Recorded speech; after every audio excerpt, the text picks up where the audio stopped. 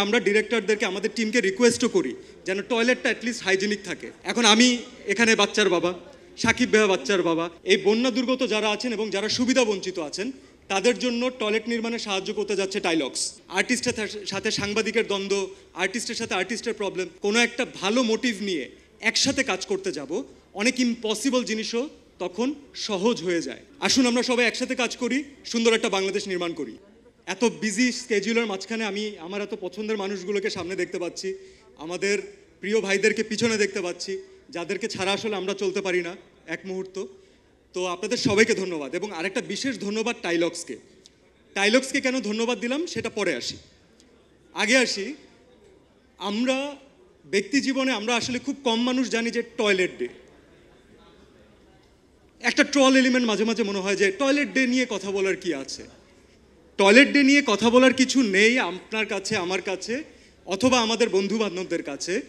আপনি, আমি পার্টিকুলারলি আমি বলবো যে আমার ফিমেল কলিগরা, আমরা সবসময় কাজে গেলে যখন ঢাকার বাইরে যাই, আমরা সবসময় কিন্তু দেখি যে নিজেদের জন্য আমরা তো যে কোনো জায়গায় ট্রাই করি যে অ্যাডজাস্ট করে নিতে, কিন্তু আমাদের যারা ফিমেল কলিগ আছেন তাদের কিন্তু টয়লেটটা খুব ইম্পর্ট্যান্ট একটা এলিমেন্ট, এবং আমরা ডিরেক্টরদেরকে আমাদের টিমকে রিকোয়েস্টও করি যেন টয়লেটটা অ্যাটলিস্ট হাইজেনিক থাকে। তার কারণটা কি বলুন?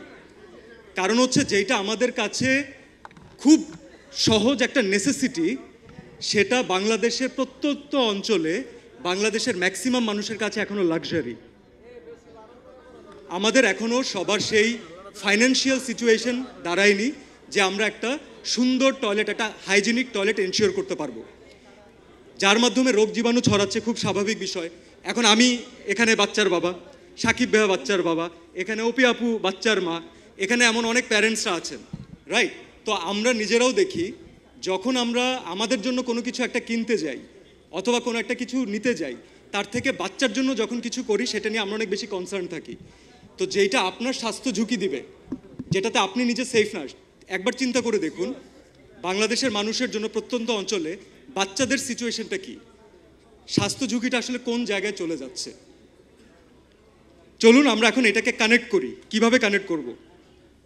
আমাদের সিচুয়েশন ফাইন্যান্সিয়ালি আনসলভেন্ট ছিল, এটা মেনে নিতে হবে প্রত্যন্ত অঞ্চলে।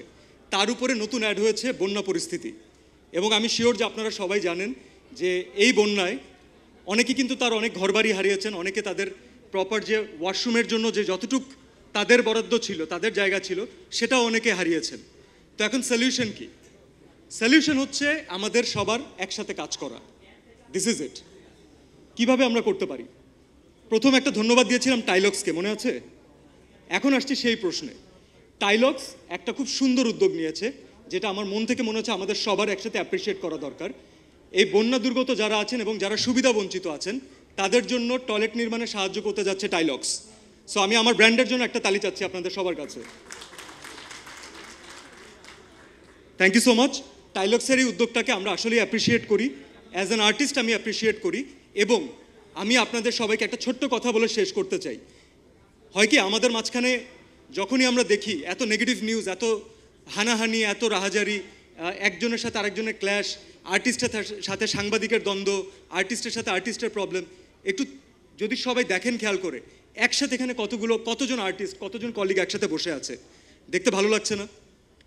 একসাথে আছি আমরা, সাংবাদিক ভাইরা একসাথে আছে, মানে যখন আমরা কোনো একটা ভালো মোটিভ নিয়ে একসাথে কাজ করতে যাব, অনেক ইম্পসিবল জিনিসও তখন সহজ হয়ে যায়। তো আমি আপনাদের সবাইকে, আমাদের পুরো টিমকে, সাংবাদিক ভাইদেরকে, দেশের সবাইকে যারা দেখছেন, এই আহ্বান রাখতে চাই, টাইলক্স যে স্টেপটা নিয়েছে আমরা সবাই একসাথে কাজ করি।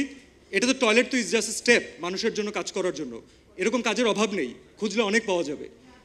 আসুন আমরা সবাই একসাথে কাজ করি, সুন্দর একটা বাংলাদেশ নির্মাণ করি। Thank you so much.